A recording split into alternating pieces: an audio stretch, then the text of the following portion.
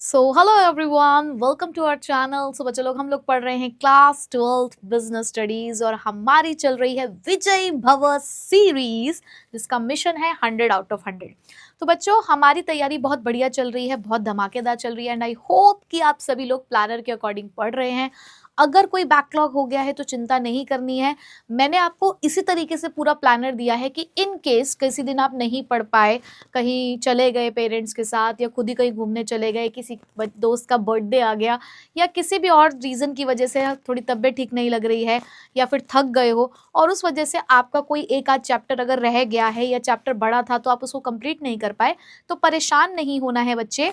आपके पास इतना टाइम है कि आप उसको अपने कुछ ऐसे डेज में जहां पर मैंने थोड़ा सा रिवीजन रखा है या प्रैक्टिस सेशन रखा है, उस दिन आप उस चीज़ को कवर अप कर सकते हो। ठीक है बच्चों, तो आज हम लोग पढ़ने वाले हैं अपना चैप्टर नंबर 11 मार्केटिंग मैनेजमेंट और इसके बाद सिर्फ एक ही चैप्टर हमारा बचा है। तो इसका मतलब पूरा सिलेबस कंप्लीट करने की राह पर हम लोग बहुत आगे आ चुके हैं। तो मुझे कमेंट बॉक्स में बता दीजिएगा कि आप कहाँ तक पहुँचे हो, क्या आप मेरे साथ साथ चल रहे हो या कुछ बैकलॉग आप लोगों का रह गया है। ठीक है बच्चों, तो चलो अटेंडेंस लगाओ, फिर स्टार्ट करते हैं अपना आज का चैप्टर। तो बच्चों, चैप्टर का नाम है मार्केटिंग मैनेजमेंट। अब ये चैप्टर आपको मार्केटिंग मैनेजर बनाकर छोड़ेगा और ये बताएगा कि आपको मार्केट को कैसे मैनेज करना होता है। हम मार्केट में घुस तो गए हैं अपने प्रोडक्ट को बेचने के लिए, लेकिन प्रोडक्ट को बेचने के लिए कितनी अलग अलग तरीके की चीजें करनी होती है, कितने अलग अलग तरीके के आपको डिसीजन लेने होते हैं, वो सारी जानकारी आपको इसी चैप्टर में आकर मिलती है। तो सबसे पहले तो ये समझते हैं कि what is the meaning of market, कि मार्केट क्या है। देखो भाई, मुझे अगर किसी भी तरीके का सामान खरीदना है तो मेरे दिमाग में यही आएगा ना कि मैं मार्केट से जाकर सामान ले लूं, क्योंकि सामान तो मुझे वहीं जाकर मिलेगा। हम जब यहाँ पर मार्केट की बात करते हैं ना बेटा, वो पहले का ज़माना था कि हमें अपने घर से बाहर निकल कर जाना ही पड़ता था, चाहे धूप हो, चाहे छाँव हो, चाहे बारिश हो। अगर हमें सामान चाहिए तो हमें खुद ही घर से बाहर जाना पड़ता था, दुकानों पे जाकर सामान को खरीद कर लेकर आना पड़ता था। बट अब समय बदल गया है, हम लोग ऑनलाइन मोड पर भी आ गए हैं। अब अगर हमें सामान चाहिए तो हमारा जो हाथ में जो एक यंत्र है ना, जिसको सारे दिन हम लोग इस्तेमाल करते हैं, सारा दिन जिसको हम सोने नहीं देते, हम खुद तो रात को चैन की नींद सो जाते हैं लेकिन हम उसको नहीं सोने देते, तो उस यंत्र की मदद से हमारे पास, यानी कि हमारा जो मोबाइल फ़ोन है उसके ऊपर बहुत सारी ऐसी एप्लीकेशंस आ चुकी है आजकल, जिसकी मदद से सामान हमारे घर तक पहुंच जाता है। बट वो एप्लीकेशन भी मार्केट का ही पार्ट है। अब हम मार्केट को सिर्फ ऑफलाइन जो हमारे पास कह सकते हो दुकानें हैं, सिर्फ उसी की तरफ से नहीं देखते, हम अपनी मार्केट को आजकल ऑनलाइन भी देख रहे हैं। But the main thing is कि आप मार्केट किस चीज को कह रहे हो। तो बेटा, मार्केट वो हर एक प्लेटफॉर्म, वो हर एक जगह है जो बायर और सेलर को मिलाने का काम कर रही है। जहां पर बायर और सेलर मिल रहे हैं, क्यों? क्योंकि दोनों की कोई ना कोई जरूरत है और उस जरूरत को पूरा करने के लिए वो एक जगह पर आए हैं। बायर को सामान खरीदना है तो सेलर को सामान बेचना है, तो कहीं ना कहीं एक ट्रांजैक्शन को करने के लिए उनको एक प्लेटफॉर्म, एक जगह मिल गई है जहां आकर दोनों अपने अपने मतलब का काम कर सकते हैं। ठीक है, सो मार्केट क्या हुआ बच्चों? मार्केट इज अ प्लेस और a platform, you can say, where buyer and sellers gather to enter into a transaction. जहां पर बायर और सेलर आए हैं, यारी दोस्ती हो रही है, हाथ साथ मिला रहे हैं, बातचीत कर रहे हैं। पर क्यों कर रहे हैं? क्योंकि एक ट्रांजैक्शन करनी है। और ट्रांजैक्शन किस चीज की है बेटा? Exchange of goods and services. ठीक, अब इसी मार्केट के अंदर ना आप ये सब काम करके एक प्रोसेस फॉलो कर रहे हो और उस प्रोसेस को हमने क्या नाम दिया है? मार्केटिंग। क्या नाम दिया है? मार्केटिंग। यानी कि मार्केटिंग की जो प्रोसेस है वो एक मार्केट में जाकर ही परफॉर्म की जाती है। अब इस मार्केटिंग की प्रोसेस को फिलिप कॉटलर साहब ने कुछ अलग ही अंदाज में समझाया। उन्होंने कहा कि मार्केटिंग क्या है? उन्होंने कहा मार्केटिंग ना एक सोशल प्रोसेस है। अब सोशल प्रोसेस क्यों कहा उन्होंने? भाई देखो, कहीं पर भी बात बनाने के लिए बात करनी पड़ती है ना। अगर हमें कोई सामान खरीदना है या किसी को कोई सामान बेचना है तो बातचीत तो करनी पड़ेगी। बातचीत का जरिया कुछ भी हो सकता है, बातचीत तो इशारों में भी होती है, बातचीत तो बोलकर भी होती है, बातचीत तो टाइप कर कर भी होती है, बातचीत तो चिट्ठी भेजकर भी होती है। तो बातचीत करने का जरिया चाहे कोई भी हो, लेकिन कहीं ना कहीं इंटरेक्शन होना तो जरूरी है ना, यानी कि आपको सोशली मिलना बहुत जरूरी है। तो इसीलिए मार्केट को बोला गया कि ये क्या है? एक सोशल प्रोसेस है जिसके अंदर लोग, इंडिविजुअल ग्रुप्स जो होते हैं, ऑब्टेन व्हाट दे नीड, उन्हें वो मिलता है जो उन्हें चाहिए। भाई मुझे अगर कोई भी सामान चाहिए तो वो सामान, मैं हर सामान अपने घर पे तो नहीं बना सकती ना। अगर हमें वेजिटेबल्स भी चाहिए, बहुत सारे लोग अपने घर पे ही वेजिटेबल्स ग्रो कर लेते हैं, बट सब कुछ तो नहीं ग्रो किया जा सकता ना, कुछ चीजों के लिए तो हमें मार्केट में जाना ही पड़ता है। तो हर इंडिविजुअल को यहाँ पर वो मिलता है जो उसकी जरूरत का सामान है। एंड वांट, अब चाहे वो आपकी नीड है चाहे वांट है, अब नीड और वांट क्या है अभी थोड़ी देर में हम लोग इसको समझेंगे। तो आपकी जरूरत का सामान और आपकी वांट जो भी हो, आपकी इच्छा और चाहत जो भी है, तुम्हारी इच्छा तुम्हारी चाहत तुम्हारी जो भी है, तुम्हें सब कुछ यहाँ मार्केट में आकर मिल जाएगा थ्रू क्रिएटिंग ऑफरिंग्स। अब वो इच्छा और चाहत तुम्हारी कैसे पूरी हो रही है, क्योंकि ये जो प्रोड्यूसर साहब है ये तुम्हारे लिए काम कर रहे हैं, ये तुम्हारे ऑफर कर रहे हैं एंड फ्रीली एक्सचेंज प्रोडक्ट्स, और ये तुम्हें फ्रीली तुम्हें ऑफर कर रहे हैं प्रोडक्ट्स और services of value with others, और ऐसी चीजें जो आपके लिए वैल्यू क्रिएट करती हो, यानी कि जो आपकी काम की है और इन रिटर्न तुमसे कुछ एक्सपेक्ट कर रहे हैं जो उनके लिए वैल्यू जनरेट करता है। यानी कि ऐसा तो नहीं है कि प्रोड्यूसर साहब यहाँ चैरिटी करने के लिए आए कि आओ आओ आपको कपड़े खरीदने थे, देखो हमारी दुकान में बहुत सारे कपड़े, आओ और खरीद के ले जाओ। अब खरीद के ले जाओ बोला उन्होंने, ये नहीं कहा कि आओ कपड़े ले जाओ। चैरिटी नहीं कर रहे, बदले में तुमसे उन्हें क्या चाहिए, पैसे चाहिए या कोई ऐसी चीज चाहिए जो मनी के इक्विवेलेंट हो या उनके लिए कोई वैल्यू जनरेट करती हो, तो उसे यहाँ पर हमने मार्केट कहा। ठीक है, मार्केटिंग की प्रोसेस का। तो मार्केटिंग की प्रोसेस क्या है बेटा, एक ऐसी सोशल प्रोसेस जहां पर इंडिविजुअल ग्रुप्स जो भी उन्हें चाहिए, जो भी उनकी नीड और वांट है वो उनकी सेटिस्फाई होती है। कैसे सेटिस्फाई होती है, क्योंकि प्रोड्यूसर कुछ ऑफर कर रहे होते हैं जिसको फ्रीली एक्सचेंज किया जा सकता है, चाहे वो गुड्स है चाहे वो सर्विसेज है ऑफ वैल्यू विद अदर्स। ठीक, चलो अब बच्चे आते हैं फीचर्स ऑफ मार्केटिंग पे। अब मार्केटिंग के फीचर्स क्या है, तो मार्केटिंग के फीचर के लिए मेमोरी ट्रिक दी मैंने आपको, सी एक्सचेंज मार्केट नीड। ठीक है, तो सी से क्रिएटिंग अ मार्केट ऑफरिंग है, एक्सचेंज से हमारे पास एक्सचेंज मैकेनिज्म है, और उसके बाद बेटा मार्केट से है हमारे पास मार्केट ऑफरिंग, और नीड से है हमारे पास नीड एंड वांट। ठीक है, तो हर टॉपिक के साथ आपको ये मिल जाएगा मेमोरी ट्रिक, आप अपने आप उस चीज को मैच कर लेना, पहले वाले में मैंने आपको बता दिया है। अब देखो बच्चे, यहाँ पर लिखा हुआ है नीड और वांट, सबसे पहला फीचर ये मार्केटिंग का नीड एंड वांट। अब सबसे पहले तो आपको ये समझना होगा कि what is the difference between need and want. बेटा डिफरेंस बिटवीन नीड और वांट कुछ ऐसा है कि मैं सुबह से बहुत ज्यादा काम कर करके थक चुकी थी और मैंने सुबह से कुछ नहीं खाया था, और अब मुझे बहुत तेज भूख लग रही है, और सच में लग रही है क्योंकि सुबह से बहुत काम किया है और अब तक कुछ खाया नहीं है। तो मैंने घर जाते ही कहा कि मुझे बहुत तेज भूख लग रही है और मुझे खाना चाहिए, और मेरे सामने दाल रोटी रख दी गई आके। हालांकि इन जनरल मुझे दाल नहीं पसंद है, बट क्योंकि मुझे बहुत तेज भूख लग रही थी, मुझे जरूरत थी उस रोटी की, अगर 2 मिनट और मुझे खाना नहीं मिलता तो मैं बेहोश हो जाती। तो चाहे वो दाल रोटी थी, चाहे वो मुझे नहीं भी पसंद थी, मैंने तब भी खा ली, गप्पा गप करके खा ली। और वहीं पर पूरे टेंट्रम्स दिखाते हुए घर जाके, ज्यादा अपने आप को प्रिंसेस समझते हुए घर जाके मैंने जोर से बोला, मुझे बहुत तेज भूख लग रही है और मुझे डोसा खाना है, मुझे दाल मखनी खानी है, मुझे चाउमीन खानी है, मुझे चिली पटाटो खाने हैं। उन्होंने कहा ऐसा है, यहाँ पर सिर्फ दाल रोटी बनी है और दाल भी तड़का वाली बनी है, खानी है तो खाओ, नहीं तो चुपचाप जाके अपने कमरे में सो जाओ। पर मेरे को तो नहीं, मुझे तो चिली पटाटो चाउमीन ही खाने, वो तो फिर मैंने जोमेटो से ऑर्डर करके खा लिए। तो यहाँ पर दोनों केस में मुझे बहुत तेज भूख लगी थी, दोनों केस में मुझे खाना चाहिए था, बट पहले पॉइंट पे मैंने जब अपने आप को यहाँ पर अपने जो भी मेरे को चाहिए था उस चीज को जब मैंने रिप्रेजेंट किया है, तो ऐसे रिप्रेजेंट किया है कि भाई वो मेरी जरूरत है, मुझे चाहिए चाहे कैसा भी मिल जाए। लेकिन दूसरे केस में मुझे खाना चाहिए तो, लेकिन क्या चाहिए वो मैंने आपको बता दिया है, क्या चाहिए वो बता दिया है। पहले वाले केस में मैंने बोला कि मुझे ये चाहिए, चाहे उसमें कुछ भी हो, लेकिन जो सेकंड चीज है वांट, उससे मुझे क्या चाहिए मैंने आपको बता दिया, यानी कि स्पेसिफिक हो गए।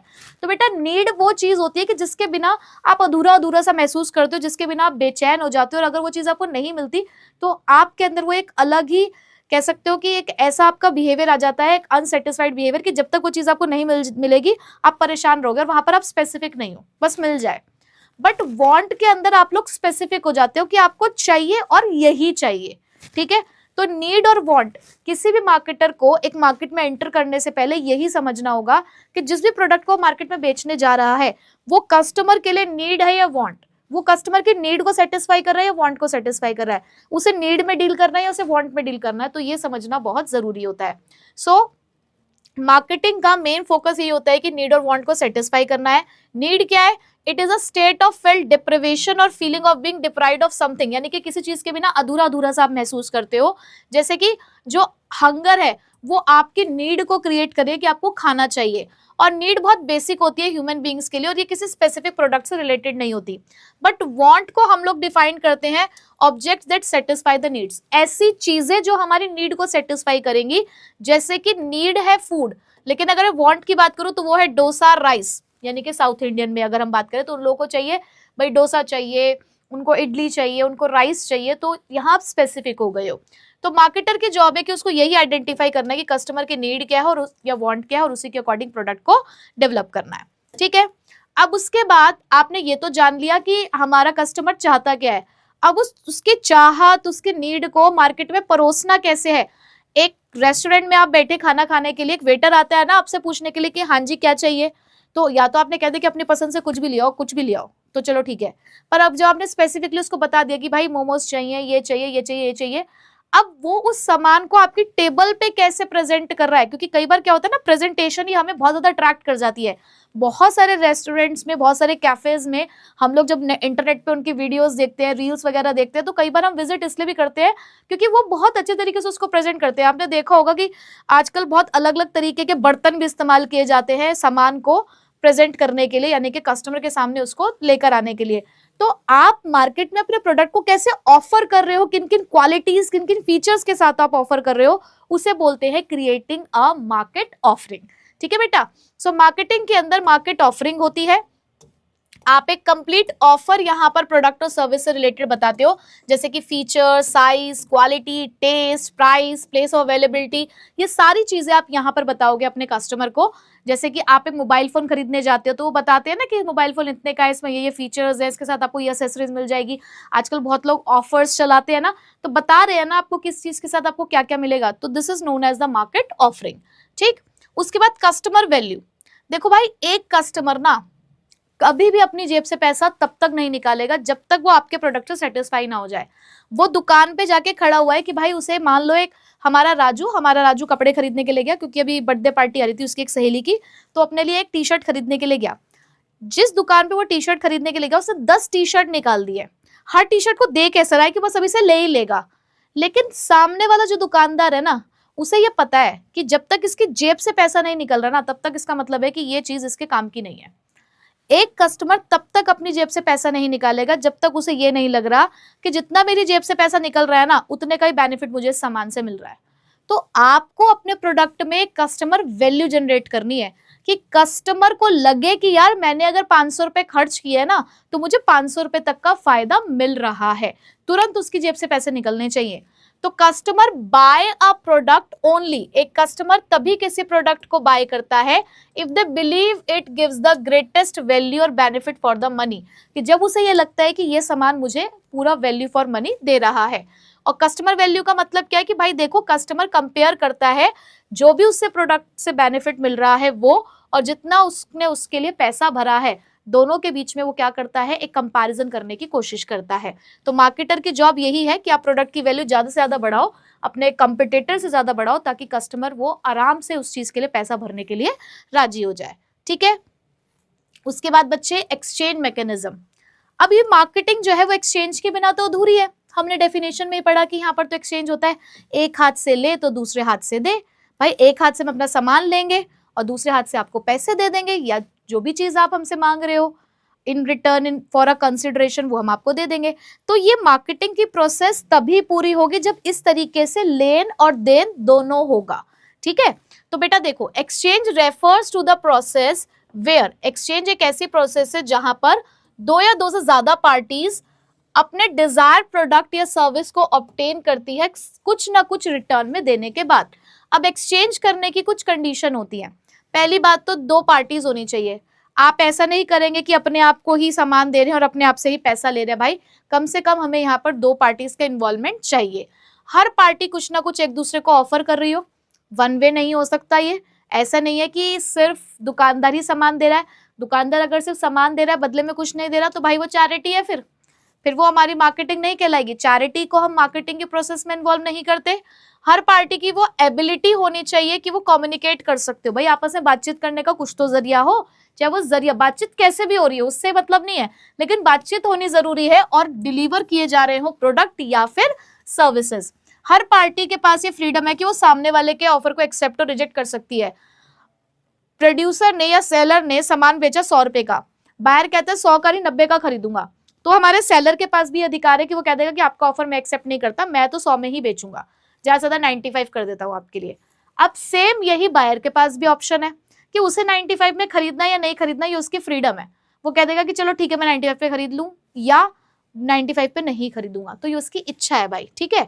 Both the party should be willing to enter into the transaction voluntarily, और अपनी इच्छा से वो उस ट्रांजैक्शन में एंटर होना चाहते हो, कोई जोर जबरदस्ती यहाँ पर नहीं होती है, ठीक है बेटा। तो ये हमारी कंडीशन थी एक्सचेंज की। अब आते हैं next topic which is marketing management. अब बेटा मार्केटिंग मैनेजमेंट क्या है, जो कि हमारे चैप्टर का नाम ही है। तो मार्केटिंग मैनेजमेंट का मतलब है, पहली बात तो ये आर्ट और साइंस है।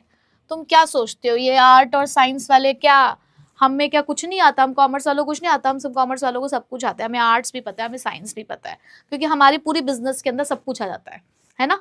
तो देखो लिखा ना, management, marketing management is an art and science. यहाँ पे कला भी है, यहाँ पे सिस्टम भी है, और बिजनेस तो है ही, है ना। तो बच्चे किस चीज की आर्ट एंड साइंस है, of choosing the target market. कि सबसे पहले भाई देखो, तुमको अगर किसी भी जगह पर धूम धड़ाका धमाल मचाना है ना, तो बेटा सबसे पहले तो आपको ये डिसाइड करना होगा कि ये काम करना क्या है। एक ही दिन में तुम पूरे संसार पे राज तो नहीं कर पाओगे, है ना, समय लगता है। तो सबसे पहले आपको कहाँ अपना नाम रोशन करना है, कहाँ जाके आप कह सकते हो आपको लीडर बनना है, पहले उस मार्केट को आपको चूज करना होगा। तो आपका सबसे पहला काम यही होता है, चूजिंग द टारगेट मार्केट। उसके बाद अब तुम नए नए मार्केट में आकर अपना ठेला लगाना तुमने शुरू किया, तुम अभी खड़े हो अपना स्टॉल लेकर, तो सबसे पहला काम तुम्हारा क्या होगा, आलू ले लो, कांदा ले लो, ताकि आपके पास कस्टमर आ जाएं। तो ऐसे आवाज लगानी पड़ेगी, बताना पड़ेगा लोगों को कि भाई आप कुछ सामान बेच रहे हो। तो विच मीन्स कि सिर्फ बिजनेस को खोल देने से काम नहीं चलेगा, टारगेट मार्केट चूज करने से काम नहीं चलेगा, कस्टमर बनाने से बिजनेस चलेगा। तो सबसे पहला काम क्या है आपका, गेटिंग, कि पहले कस्टमर बनाओ, उसके बाद उन कस्टमर को बनाए रखो। अगर 10 कस्टमर तुमसे जुड़ गए तो वो 10 के 10 कस्टमर तुमसे जुड़े रहें, ऐसा विश्वास बनाओ उनके दिल में अपने लिए। और प्लस वो 10 के 10 कस्टमर 10 और को बताएं, जिससे कि तुम्हारा कस्टमर बेस बढ़ जाए। यानी कि keeping, getting, keeping and growing, क्या कस्टमर बनाने हैं। और ये कस्टमर कैसे बनेंगे, क्रिएटिंग, डिलीवरिंग एंड कम्युनिकेटिंग। आप उनके लिए सामान बनाएंगे, वैल्यूज क्रिएट करेंगे, उन तक डिलीवर करेंगे, उनके साथ कम्युनिकेट करेंगे। कस्टमर वैल्यूज ऑफ मैनेजमेंट, जो भी चीज आप उनको ऑफर करने जा रहे हो, जो भी चीज उनके लिए एक वैल्यू जनरेट करती है, वो सारी चीजें तुम उन तक पहुंचाओगे। और यही जो तुम सारा काम कर रहे हो बेटा, उसी को हम बोलते हैं मार्केटिंग मैनेजमेंट। ठीक है, समझ गए, शाबाश। अब बेटा आते हैं मार्केटिंग मैनेजमेंट फिलॉसफी। आपके एग्जाम में ये वाला टॉपिक मार्केटिंग कॉन्सेप्ट के नाम से भी आ सकता है, कि मार्केटिंग कॉन्सेप्ट पहचानो। तो कॉन्सेप्ट बोले, मार्केटिंग फिलॉसफीज बोले, बात एक ही है। थिंकिंग बोले, मार्केटिंग थिंकिंग, तो बात एक ही है और इंपॉर्टेंट है, इसको जरूर प्रिपेयर करके जाइएगा। ठीक है, तो सबसे पहला कॉन्सेप्ट, यानी कि मार्केटिंग के अंदर सबसे पहली थिंकिंग क्या थी। हम मार्केटिंग मैनेजमेंट जब करते हैं तो दिमाग में कौन कौन से पर्सपेक्टिव, कौन कौन सी सोच के साथ ये काम किया जाता है। तो बेटा सबसे पहला कॉन्सेप्ट जो हमारा निकला, थिंकिंग जो निकली, वो निकली प्रोडक्शन कॉन्सेप्ट से रिलेटेड। अब नाम ही उसका काम बता रहा है ना। यहाँ पे क्या था, पहली बात तो ये कब की बात है, ये हमारी अर्लीस्ट बिजनेस फिलॉसफी है, इंडस्ट्रियल रिवोल्यूशन के टाइम पे। क्योंकि उस टाइम पे क्या था, demand was greater than the supply, so selling good was easy. कि उस टाइम पे क्या था कि डिमांड ज्यादा थी, सप्लायर उस टाइम पे इतने नहीं हुआ करते थे, तो सप्लाई कम थी, डिमांड ज्यादा थी, तो जो भी मार्केट में आता था सब कुछ बिक जाता था।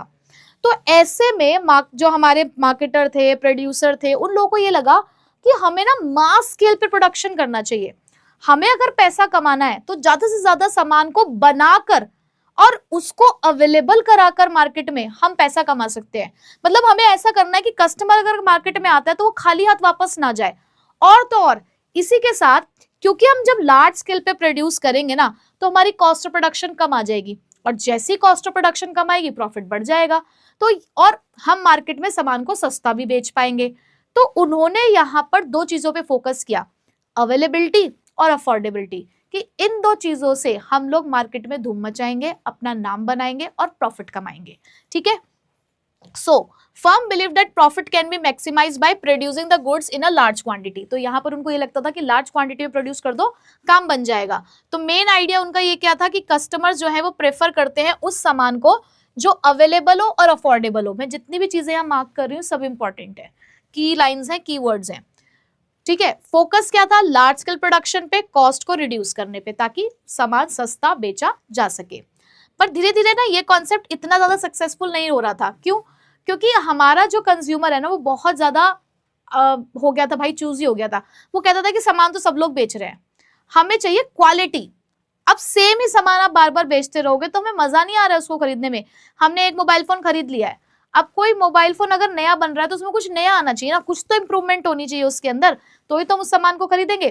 तो नेक्स्ट कॉन्सेप्ट निकल कर आया बेटा, प्रोडक्ट कॉन्सेप्ट। अब क्या हुआ कि सप्लाई बढ़ने लगी थी मार्केट में। क्यों? क्योंकि बहुत सारे प्रोड्यूसर्स अब मार्केट में आ रहे थे, सब लोग मास स्केल पे प्रोड्यूस कर रहे थे।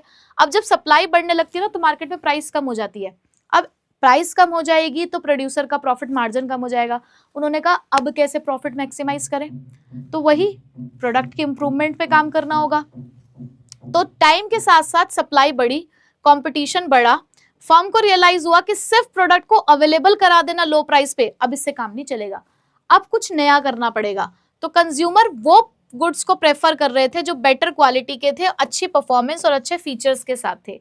तो अब हमारी फर्म्स का फोकस चेंज हुआ कि हमें प्रोडक्ट की क्वालिटी बढ़ानी होगी, हमें नए फीचर लाने होंगे, कंटिन्यूसली प्रोडक्ट का इंप्रूवमेंट करना होगा। और अब हमारा गोल है कि प्रॉफिट कमाएंगे प्रोडक्ट की क्वालिटी और उसमें इंप्रूवमेंट करके। तो अब गोल शिफ्ट हो गया ना, पहले मास प्रोडक्शन कर रहे थे, अब प्रोडक्ट की इंप्रूवमेंट पे आ गए। चलो भाई, एक सोच ये हो गई। अब क्या हुआ, मार्केट में कंपटीशन बहुत ज्यादा तगड़ा हो गया था। हर कोई आके कहता है जी हमारा प्रोडक्ट अच्छा है, हमारा प्रोडक्ट अच्छा है। कितने मार्केट में सर्फ बिकते हैं, सभी तो कहते हैं कि हमारा प्रोडक्ट आपके कपड़ों को बिल्कुल साफ सुथरा कर देता है, सारी धूल मिट्टी उसमें से निकाल देता है। कौन कहता है आके कि हमारा प्रोडक्ट मत खरीदो, हमारा प्रोडक्ट तो बेकार है? कोई नहीं कहता ना ऐसा। अब ऐसे में कंज्यूमर हमारा कंफ्यूज हो रहा है कि यार किसका प्रोडक्ट खरीदे। तो आया सेलिंग कॉन्सेप्ट। अब लोगों के सामने यानी कि प्रोड्यूसर के सामने एक बहुत बड़ा चैलेंज था कि यार इतने सारे सप्लायर मार्केट में सामान बेच रहे हैं, हर कोई प्रोडक्ट इंप्रूवमेंट के साथ बेच रहा है, अब हम कस्टमर को अपनी दुकान तक कैसे लेकर आए, उसको ये कैसे कहें कि भाई हमारा ही खरीद सिर्फ प्रोडक्ट। अब ये बात कैसे बताएंगे हम उसको? तो उसके लिए हमें यहाँ पर एग्रेसिव एडवर्टाइजमेंट करनी होगी। नया प्रोडक्ट तो छोड़ो, एग्जिस्टिंग प्रोडक्ट को कैसे बेचे उसके लिए काम करना है। तो उसके लिए एग्रेसिव एडवर्टाइजमेंट करनी पड़ेगी, अच्छे अच्छे ब्रांड एम्बेसडर रखने पड़ेंगे और बढ़िया एड बनानी पड़ेगी ताकि लोगों को लगे भाई कि हम तो बढ़िया काम कर रहे हैं यहाँ पे। इसीलिए तो बहुत सारे सॉफ्ट ड्रिंक्स के ऐड होते हैं ना कि भाई पियो और कूदते फिरो इधर से उधर, उधर से इधर, ये वाला डियो, ये वाला परफ्यूम लगाओ और घुमाओ पीछे पीछे लोगों को अपने। इस तरीके की एड्स बन रही हैं। ये पर्टिकुलर डियो लगाओ तो बस लोग पागल ही हो जाएंगे तुम्हारे पीछे। तो बन रही है एड, क्यों बन रही है? कस्टमर्स को लुभाने के लिए बन रही है। तो अब एक्सेसिव सप्लाई हो जाने की वजह से मार्केट में इंटेंस कंपटीशन हो गया। अब उन्हें ये लगा कि कस्टमर तब तक यहाँ पर नहीं खरीदेगा जब तक हम उन्हें कन्विंस नहीं करेंगे, परसुएड नहीं करेंगे, इन्फ्लुएंस नहीं करेंगे कि भाई खरीद ले। जाते हो ना ऑफलाइन कई बार शॉप्स पे खरीदने के लिए, जो सेल्समैन होता है वो कितनी कितनी लाइनें चिपकाता है ना तुम्हें, अरे मैडम जी तुम प्यार से स्माइल कर दोगे तो देखो हमारी ड्रेस की कीमत बढ़ जाएगी और तुम्हारे ऊपर इतनी बढ़िया लग रही है ये। अरे सर बिल्कुल एकदम एक्टर लग रहे हो, आपके सामने तो सारे नए नए हीरो फेल हैं, आपके ऊपर बढ़िया जच रही है ये शर्ट। फेंक दी उन्होंने लाइन तुम्हारे ऊपर और तुम हो गए पागल और सामान खरीद के लेकर आ गए। तो परसुएड करना पड़ेगा। तो मेन आइडिया क्या है कि भाई कस्टमर को कन्विंस करो, मोटिवेट करो, एग्रेसिव एडवर्टाइजमेंट करो। तो यहाँ पर फोकस हुआ एडवर्टाइजमेंट पे, पर्सनल सेलिंग पे, सेल्स प्रमोशन पे, ताकि कस्टमर को परसुएड किया जा सके कि वो सामान खरीदे। तो यहाँ पर अब गोल था कि सेल्स के थ्रू प्रॉफिट को मैक्सिमाइज करने की कोशिश की जाएगी। उसके बाद आया मार्केटिंग कॉन्सेप्ट, जो मोस्ट इंपॉर्टेंट हमारा कॉन्सेप्ट माना जाता है और सबसे ज्यादा फॉलो किया जाने वाला कॉन्सेप्ट हमारा यही है। आज की जो हमारी मॉडर्न मार्केटिंग फिलॉसफी है वो इसी को फॉलो करती है, जहां पर उन्होंने कहा तुम कुछ भी कर लो, तुम एक्सेसिव प्रोडक्शन कर लो, मास प्रोडक्शन कर लो, तुम प्रोडक्ट की इंप्रूवमेंट कर लो, तुम एग्रेसिव एडवर्टाइजमेंट कर लो, ये सब कुछ बेकार है अगर कस्टमर तुमसे सेटिस्फाइड नहीं है तो। अगर कस्टमर सेटिस्फाइड हो गया ना तो तुम्हें कुछ भी करने की जरूरत नहीं पड़ेगी, तुम्हारा प्रोडक्ट ही अपने आप को बेचने का काम करेगा। बस तुम्हें एक चीज करनी है कि कस्टमर के नीड और वांट के अकॉर्डिंग सामान बना लो और उसे कॉम्पिटिटर से बढ़िया बनाओ और उसको बेच दो और कस्टमर को सेटिस्फाई रखो, तो तुम बल्ले बल्ले करोगे मार्केट के अंदर, तुम्हारे कस्टमर सेटिस्फाइड है अगर तो मार्केटिंग कॉन्सेप्ट के अंदर उन्होंने यही बोला कि भाई सबसे पहले तो कस्टमर के नीड और वांट को आइडेंटिफाई करो, उसको कंप्यूटर से बेहतर यहाँ पर आप उसको पूरा करने की कोशिश करो। तो बेसिकली यहाँ फोकस शिफ्ट हुआ कस्टमर सेटिस्फैक्शन पे। अब इस मार्केटिंग कॉन्सेप्ट के कुछ पिलर्स आए। क्या पिलर्स आए? टारगेट मार्केट को आइडेंटिफाई करो, कस्टमर की नीड और वांट का ध्यान रखो, प्रोडक्ट और सर्विस उसके अकॉर्डिंग ही बनाओ, कस्टमर की नीड को सेटिस्फाई करो कॉम्पिटिटर से बेहतर, और ये सारे काम तुम्हें कैसे करना है? प्रॉफिट पे करना है। ठीक, चलो अब उसके बाद सोसाइटी को ध्यान में रखते हुए एक और कॉन्सेप्ट आया हमारे सामने, सोसाइटल मार्केटिंग कॉन्सेप्ट। उन्होंने कहा आपने जो मार्केटिंग कॉन्सेप्ट बनाया ना बहुत बढ़िया बनाया, बहुत बेहतर कॉन्सेप्ट बनाया है, बहुत तगड़ा कॉन्सेप्ट है तुम्हारा, बस उसमें एक कमी है, सोसाइटी का वेलबींग नहीं है उसके अंदर, एनवायरमेंट को ध्यान में नहीं रख रहे हो आप, बस ये काम आप और कर दो तो बहुत बढ़िया हो जाएगा। तो 6th कॉन्सेप्ट निकल कर आया सोसाइटल मार्केटिंग कॉन्सेप्ट, जहां पर फोकस सिर्फ और सिर्फ कस्टमर के सेटिस्फैक्शन पे ही नहीं था बल्कि सोशल वेलफेयर भी था। तो यहाँ मेन आइडिया था कि कस्टमर को सेटिस्फाई भी करेंगे और लॉन्ग टर्म इंटरेस्ट का भी हम सोसाइटी का यहाँ पर ध्यान रखेंगे। तो यहाँ पर इन्वायरमेंटल प्रोटेक्शन पे, सोशल वेलफेयर पे, एथिकल बिजनेस प्रैक्टिसेस इस्तेमाल करेंगे, यानी कि कोई धोखाधड़ी का काम नहीं करेंगे। लॉन्ग टर्म हमें अपने कस्टमर को लंबे समय तक बनाए रखना है, तो लॉन्ग टर्म वेलबींग के लिए काम करेंगे कस्टमर और सोसाइटी के लिए। ठीक है बेटा, तो अब हमने डिटेल में तो पढ़ लिए कॉन्सेप्ट्स, अब इसका एक डिफरेंस देख लो, क्योंकि बहुत बार सिर्फ और सिर्फ डिफरेंस आपसे पूछ लिया जाता है, जिसमें यही बेस आपको याद करके जाने हैं, क्योंकि इन्हीं बेसिस के ऊपर वो लोग डिफरेंस पूछते हैं। ठीक है, तो सबसे पहला है स्टार्टिंग पॉइंट कि कौन सा कॉन्सेप्ट कहाँ से शुरू होता है। तो बेटा आपका प्रोडक्शन कॉन्सेप्ट फैक्ट्री से शुरू होता है, क्योंकि प्रोडक्शन आप वहीं कर सकते हो, प्रोडक्ट में इंप्रूवमेंट भी फैक्ट्री में होगी, और बेटा एडवर्टाइजिंग हो रही है एग्जिस्टिंग प्रोडक्ट के लिए, तो फैक्ट्री में जो सामान रखा है उसको बेचने का काम करना है, तो यहाँ पे भी आप फैक्ट्री में हो। लेकिन मार्केटिंग कॉन्सेप्ट और सोसाइटल मार्केटिंग कॉन्सेप्ट मार्केट में होते हैं। क्यों? क्योंकि नीड और वांट को आप मार्केट में जाकर ही समझ पाते हो, और यहाँ पर तो देखो सोसाइटी भी आपकी आ जाती है। मेन फोकस प्रोडक्शन में, मेन फोकस क्वांटिटी पे है, प्रोडक्ट में क्वालिटी पे है, परफॉर्मेंस पे है, यानी कि प्रोडक्ट के इंप्रूवमेंट पे। सेलिंग में आप एग्जिस्टिंग प्रोडक्ट के ऊपर ही फिलहाल काम कर रहे हो, मार्केटिंग में कस्टमर की नीड, और यहाँ पर भी कस्टमर की नीड है, लेकिन उसमें साथ में सोसाइटी का वेलबींग भी है। मींस कैसे कर पाओगे इस काम को, आप क्या यूज करोगे इसके लिए? यहाँ हम अवेलेबिलिटी और अफोर्डेबिलिटी पे काम करेंगे प्रोडक्ट की, प्रोडक्ट अवेलेबल भी कराएंगे और कम से कम प्राइस पर। प्रोडक्ट कॉन्सेप्ट में प्रोडक्ट को इंप्रूव करके, सेलिंग कॉन्सेप्ट में सेलिंग और प्रमोशन करके, और मार्केटिंग के अंदर तो हमें बहुत सारे काम करने होंगे, तो इसलिए इंटीग्रेटेड मार्केटिंग का हम यहाँ पर इस्तेमाल करेंगे।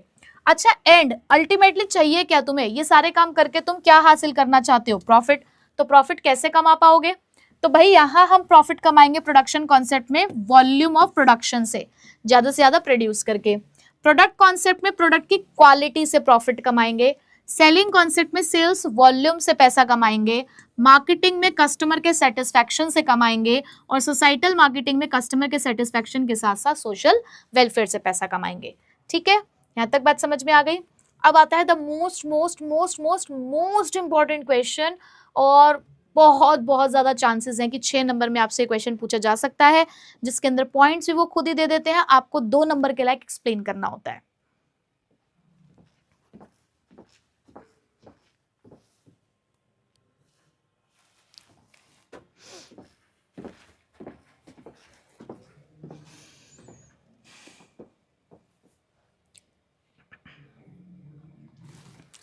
अब यहां पर जो बेटा फंक्शंस ऑफ मार्केटिंग है ना, 12 फंक्शंस ऑफ मार्केटिंग है हमारे पास, और वो 12 के 12 फंक्शंस आपके लिए बहुत इंपॉर्टेंट है। आप ऐसे नहीं कर सकते कि कोई भी 6 पढ़ के चले गए, कोई भी 3 आपने पढ़ लिए, नहीं, आपको हर एक फंक्शन को यहाँ पढ़ के जाना है। लर्न करने के लिए मैंने यहाँ पर आपके लिए कुछ शॉर्ट में लिख दिया है 5P 2S GM BCT। 5P मतलब 5 पॉइंट्स ऐसे हैं जो P से स्टार्ट होते होंगे, 2 पॉइंट ऐसे हैं जो S से स्टार्ट होते हैं, और 1 पॉइंट G से होगा, 1 M से होगा, 1 B से होगा, 1 C से होगा और 1 T से होगा। ठीक है, तो इस तरीके से आप इसको याद कर सकते हैं। जो बच्चे स्टार्टिंग से मेरे लेक्चर्स को फॉलो कर रहे हो और जिन्होंने हो सकता है डिटेल लेक्चर भी देखा होगा या फिर 1 शॉट्स पुराने देखे होंगे, तो मैंने वहां पर कुछ और मेमोरी ट्रिक भी बताई थी। अगर किसी को उससे याद रखना है तो उससे भी आप याद रख सकते हैं। कुछ नए बच्चे हो सकता है जो जुड़े होंगे चैनल के साथ, या हो सकता है आज ही इस वीडियो को देख रहे होंगे, अब वो कहेंगे मैम वो वाली ट्रिक क्या थी। तो बेटा हमारे चैनल पे जो प्लेलिस्ट है हमारी वन शॉट की, आप उस वन शॉट की प्लेलिस्ट पर जाओ, वहां पर भी आपको वो सारी एक्रोनिम्स मिल जाएंगी। ठीक है, चलो। तो बेटा सबसे पहला पॉइंट है यहाँ पर gathering and analysing the market information. Basically theme क्या है फंक्शंस ऑफ मार्केटिंग से रिलेटेड, कि एज अ मार्केटर आप मार्केट में एंटर कर रहे हो तो क्या क्या क्या काम करने होंगे तुम्हें मार्केट में एंटर करते टाइम। तो बस इस टाइम पे ये समझ लो कि तुम एक नया बिजनेस खोलने जा रहे हो। अब नया बिजनेस खोलने से पहले तुम्हें क्या क्या काम करने हैं, बेसिकली वो तुम्हें यहाँ पर सिखाया जा रहा है। ठीक है, तो मान लो हमारा राजू एंटर करने जा रहा है पेन के बिजनेस में। वो चाहता है कि भाई मैं मार्केट में स्टूडेंट के लिए स्टूडेंट फ्रेंडली पेन बनाऊंगा।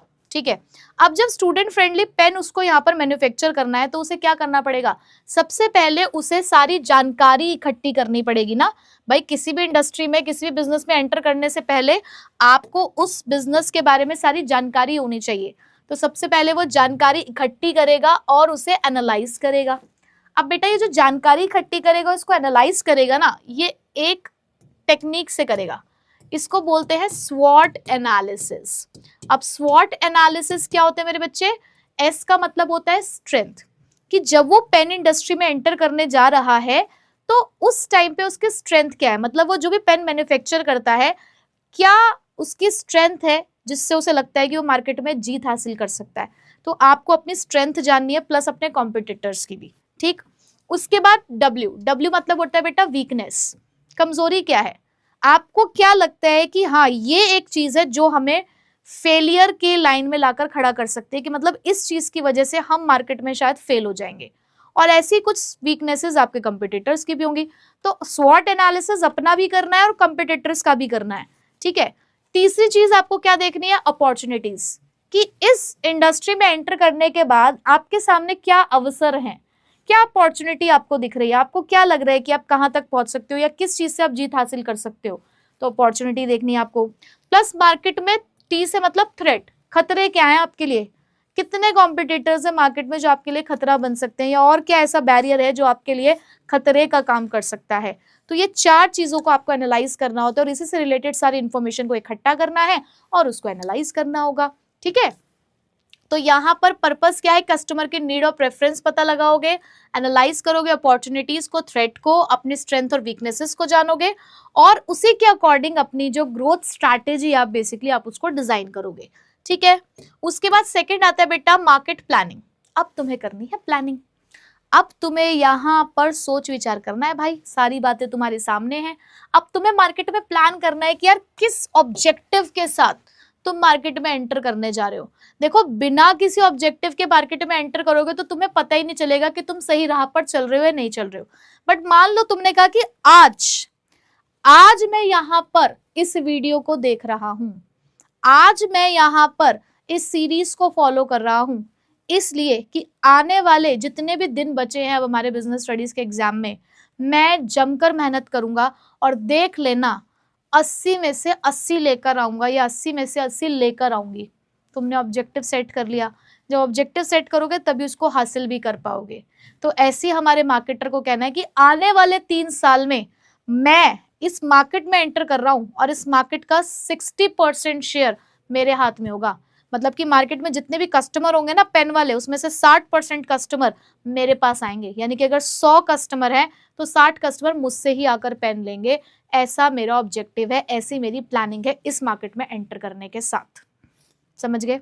तो बेटा मार्केट प्लानिंग क्या होती है? It refers to developing the market plans to achieve the marketing objective.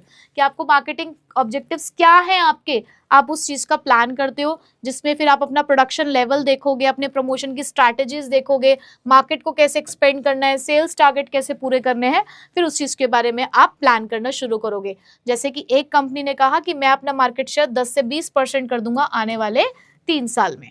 ठीक, उसके बाद बेटा बहुत ही इंपॉर्टेंट एक decision, product designing and development. आपके प्रोडक्ट का डिजाइन क्या होगा? राजू भी हमारा ऐसे करता है। राजू के पापा ने एक दिन उसको कहा कि राजू चल बेटा तेरा क्लास 11th का रिजल्ट बहुत अच्छा आया है, चल आ तुझे मैं बाइक दिलाकर ले आता हूँ ताकि तू आसानी से अब 12th क्लास में भी तुझे अगर किसी जगह पे जाना हो आसानी से तो तू चला जाएगा। अब पापा को लगा राजू के कि भाई कोई सी बाइक ले लेगा, बट राजू हर बाइक का डिजाइन देख रहा है, हर बाइक मॉडल देख रहा है कि मतलब कैसी दिखने में कैसी है। उसके पापा ने कहा बेटा चलानी तो है, क्या देख रहा है? उसने कहा नहीं पापा, दिखने में भी बाइक अच्छी होनी चाहिए, बढ़िया सा मॉडल होना चाहिए, बाइक का एकदम दिखे कि हाँ मस्त सी बाइक है। मतलब कि जब भी आप किसी सामान को खरीदते हो एज अ कस्टमर, तो आप उस प्रोडक्ट के डिजाइन को जरूर देखते हो, है ना। और साथ ही साथ हर प्रोड्यूसर को इस चीज के बारे में भी सोचना चाहिए कि आपने एक बार डिजाइन तो बना दिया, बट कल को अगर उसके अंदर इंप्रूवमेंट करना पड़ा, कुछ और डेवलपमेंट करना पड़ा, तो उसका स्कोप है या नहीं। ये एग्जाम्पल सबसे ज्यादा फिट बैठता है कार में। आपने देखा होगा कि कार में या मोबाइल फोन्स में जो ये सीरीज आती है, जैसे किसी की एस सीरीज आ रही है, ए सीरीज आ रही है, तो वो लोग क्या करते हैं, बेसिक मॉडल बिल्कुल सेम रखते हैं, बस उसी के अंदर किसी का कैमरा चेंज कर दिया, किसी का कोई सा बटन कहाँ शिफ्ट कर दिया, थोड़े बहुत मॉडिफिकेशन करके एक नया मॉडल आपके सामने रख दिया जाता है उसी सीरीज का, और उसको एक नाम दे दिया जाता है। This is known as product designing and development, कि अगर हमें कल को कोई इसके अंदर इंप्रूवमेंट भी करनी पड़ी तो स्कोप है हमारे पास। तो एज अ मार्केटर आपको ये दिमाग लगाना है और ये चीजें सोचकर चलनी है, ठीक है। So concern with designing and development products according to the customer need, और ये काम आपको कस्टमर के हिसाब से करना है। तो बस इसी के ही आप बहुत सारे आजकल एग्जाम्पल देख रहे हो कि आजकल जो हमारे शैम्पू है वो सेशेज में आने लग गए हैं, जो हमारी फेयरनेस क्रीम्स हैं आजकल वो भी बहुत छोटे छोटे पैकेट्स में आने लग गई हैं, ताकि मतलब एक जगह से दूसरी जगह पर आसानी से ले जाया जा सके। पहले वो 100 रुपए की डब्बी ही आया करती थी, आजकल 10-10 रुपए में भी उसके छोटे छोटे कह सकते हो कि साइजेस में भी आने लग गई है। टोमेटो केचप भी ऐसी आ गई है कि बच्चे स्कूल में भी उसको लेकर जा सकते हैं। तो मतलब ये इम्प्रूवमेंट ही है, हम लोग कस्टमर की नीड के हिसाब से यहाँ पर काम कर रहे हैं, ठीक है। हमने डिजाइन, पैकेज वैकेज सब चीजों पर हम लोगों ने काम करना शुरू कर दिया, क्यों? क्योंकि कस्टमर ऐसा मांग रहा है, इसलिए, ठीक है। It makes a product attractive to the customer, ताकि कस्टमर को अट्रैक्टिव लगे और प्रोडक्ट की परफॉर्मेंस भी इंप्रूव हो सके और कंपटीशन लड़ने लायक आपका प्रोडक्ट बन जाए। जैसे कि एक कोई पर्सन अगर बाइक खरीदना चाहता है तो उसके design, shape, style, mileage, cost सबको देखता है, ठीक। उसके बाद आता है बेटा स्टैंडर्डाइजेशन एंड ग्रेडिंग। अब स्टैंडर्डाइजेशन और ग्रेडिंग का मतलब क्या होता है? अब स्टैंडर्डाइजेशन और ग्रेडिंग क्या होता है? अब बेटा स्टैंडर्डाइजेशन आप इस तरीके से समझ सकते हो कि मान लो आप कोई डेयरी मिल्क की चॉकलेट खरीदने जाते हो, आपको डेयरी मिल्क की एक चॉकलेट खरीदनी है, मान लो 60 रुपए की जो आती है, ठीक है। अब वो जो 60 रुपए की चॉकलेट आ रही है उसका एक पर्टिकुलर साइज भी होगा, मतलब किसी एक पर्टिकुलर ग्राम की होगी। अब किसी एक दुकानदार के फ्रिज में वो चॉकलेट्स लगी हुई है, 60 रुपए वाली एक साथ लगी हुई है, तो दुकानदार ने क्या किया, पहली 2 चॉकलेट ना देकर आपको तीसरी वाली चॉकलेट निकाल कर दे दी। क्या डिफरेंस है? कोई डिफरेंस नहीं है। आपने एक सवाल उठाया कि आपने मुझे तीसरी वाली चॉकलेट क्यों निकाल के दी, मुझे पहले वाली क्यों नहीं दी? उसने कहा कोई फर्क नहीं पड़ता, मैंने तो बस ऐसे आपको तीसरी निकाल के दे दी, मैंने कुछ सोच विचार के ये काम नहीं किया, बस ऐसे मेरे हाथ में तीसरी चॉकलेट आई तो मैंने आपको तीसरी निकाल के दे दी। आपने कहा नहीं एक काम करो, सारी चॉकलेट्स बाहर निकालो, मैं देखना चाहता हूँ कि उसमें क्या है। उसने तो आपके सामने निकाल के रख दी। आपने कहा नहीं ये वाली वापस लो, मैं तो ये वाली लूंगा दूसरी, आपने उसमें से कोई और पिक कर ली, तो उसने कहा कर लो पिक, कोई डिफरेंस नहीं है। क्यों? क्योंकि सभी सेम स्टैंडर्ड की है, सभी प्री डिटरमाइंड स्पेसिफिकेशन के अकॉर्डिंग बनाई गई है। हम पेन खरीदने के लिए जाते हैं, एक पूरा डब्बा होता है उनके पास पेन का, वो उसमें से कोई सा भी पेन निकाल कर हमें दे देते हैं, हमें कोई फर्क नहीं पड़ता, क्योंकि हमें पता है कि क्वालिटी वाइज सब सेम है, बिल्कुल एग्जैक्टली सेम है, कोई सा भी दे दो कोई फर्क नहीं पड़ रहा हमें। क्यों? क्योंकि सेम स्टैंडर्ड के है। बट वहीं पर अगर मैं आपसे बोलूं कि जो वो 60 रुपए की आप चॉकलेट खरीद रहे थे, उसी के बराबर में एक 100 रुपए वाली चॉकलेट भी थी, क्योंकि वो ग्राम्स में ज्यादा थी, उसका वेट ज्यादा था, वो बड़े साइज की चॉकलेट थी। अब दुकानदार कहेगा कि नहीं इसके लिए तो 60 रुपए, लेकिन उसके लिए आपको 100 रुपए भरने पड़ेंगे। क्यों? साइज चेंज हो गया है। वो होती है ग्रेडिंग। उसने कहा इसलिए मैंने इसको अलग रखा हुआ है, मैंने ये वाली 60 एक साथ रखी हुई है क्योंकि ये सेम स्टैंडर्ड की है, ग्रेड कर रखा है इनको इनके साइज के हिसाब से। तो बेटा स्टैंडर्डाइजेशन का मतलब होता है जब आप अपने गुड्स को कुछ प्री डिटरमाइंड स्टैंडर्ड्स के अकॉर्डिंग बनाते हो। लेकिन ग्रेडिंग का मतलब क्या होता है कि जब आप अपने प्रोडक्ट को क्लासिफाई कर देते हो डिफरेंट कैटेगरीज के हिसाब से, चाहे वो उनकी क्वालिटी हो, साइज हो, कुछ भी हो सकता है, कलर हो सकता है, ब्रांड हो सकता है। आपने देखा एक दुकानदार ने अलग अलग कंपनी के साबुन अलग अलग लगा रखे हैं, तो वो उसकी ग्रेडिंग है कि उसने ब्रांड के अकॉर्डिंग अलग अलग कर रखा है, मतलब कोई एक कैरेक्टरिस्टिक है जिसके हिसाब से चीजों को अलग अलग किया जा रहा है। चाय पत्ती आती है, कोई चाय पत्ती में भी आजकल अलग अलग फ्लेवर्स की टी आती है ना, हम ग्रीन टी देख लें, ग्रीन टी में एक हनी टी भी आ रही है, लेमन टी भी आ रही है, तो ये अलग अलग ग्रेडिंग है। तो ग्रेडिंग का मतलब होता है प्रोडक्ट को क्लासीफाई करना, स्टैंडर्डाइजेशन का मतलब होता है सेम स्टैंडर्ड यानी कि सेम स्पेसिफिकेशन के अकॉर्डिंग सामान को बनाना, ठीक है, कि किसी में भी किसी भी तरीके का कोई फर्क नहीं होना चाहिए। समझ गए? तो ये काम भी आपको करना होता है।